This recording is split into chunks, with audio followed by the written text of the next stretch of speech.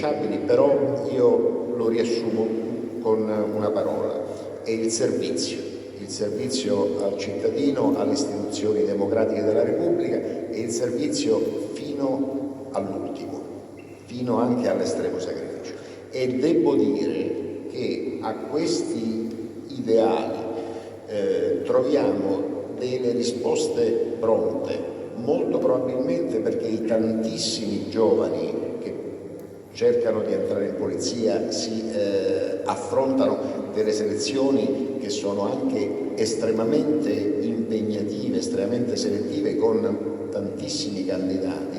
Sono dei ragazzi che già cercano di approdare e approdano a un lavoro con un lato valoriale veramente importante.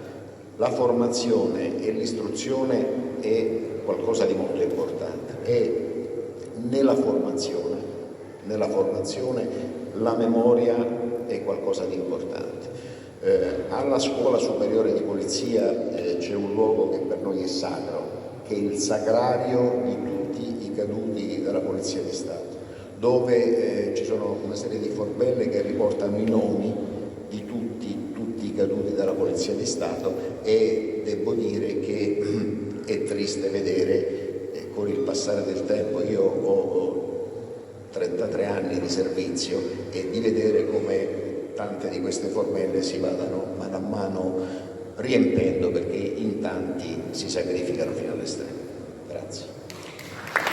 Hanno contribuito ad accrescere il prestigio e l'immagine della Polizia di Stato.